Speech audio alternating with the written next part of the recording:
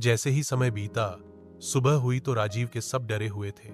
उनको लगा ये लड़की यहां भी आ गई, अब क्या होगा। तो राजीव की मां पास में गांव में एक तांत्रिक था, उससे जानती थी, उनके पास गई और सारी बातें बताई तो तांत्रिक अब वह उसे नहीं छोड़ेगी, वह उसे अपने बस में कर चुकी है। पर मां के बोलने पर तांत्रिक उसके घर आया और देखा तो बोला, बेटा तेरे पास एक ही उपाय है और ये जो तेरे पीछे पड़ी है ये कोई साधारण नकारात्मक ऊर्जा नहीं है।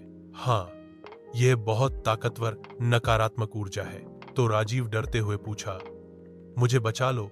कैसे भी। तो तांत्रिक ने बताया, देख मैं एक तरीका बता रहा हूं, बहुत डेंजर है, पर हो सकता है तू बच जाए, नहीं तो कोई और तरीका नहीं।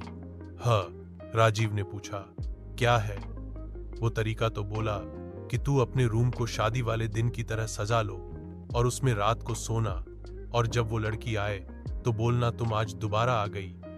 तो वो लड़की बोलेगी कि मैं दोबारा कहां, मैं तो अभी आई हूं। तो तुम बोलना, नहीं अभी तो आई थी, एक और तुम्हारी ही थी।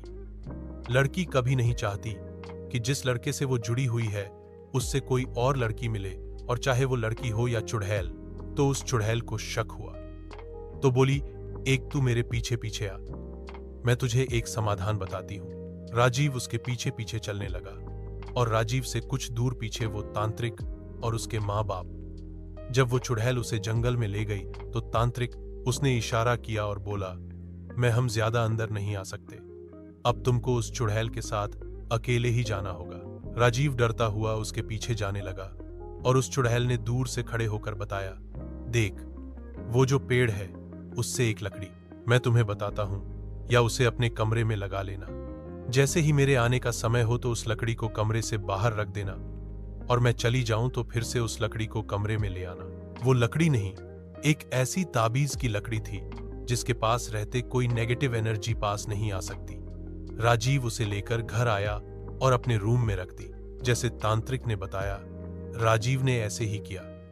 अगली रात को जैसे ही वो चुड़ैल आई तो जैसे ही रूम में अंदर घुसने को हुए तो पीछे हटने लगी और राजीव को बोली, तूने ये लकड़ी बाहर नहीं की, रूम से इसे बाहर रख के आ। तो राजीव बोला, अब तू मेरे पास से चली जा। और तभी तांत्रिक सामने आ गया और वो चुड़ैल सारा खेल समझ गई जी, और बोली, तू मुझसे बच नहीं पाएगा। बार बार पास आने को होती पर पीछे हट जाती और बोली, तू इस लकड़ी के सहारे कब तक बचेगा। और जैसे ही दिन निकलने को हुए तो चली गई और रोज रोज आती और बाहर से चिल्लाती, ये लकड़ी अपने पास से दूर कर दो।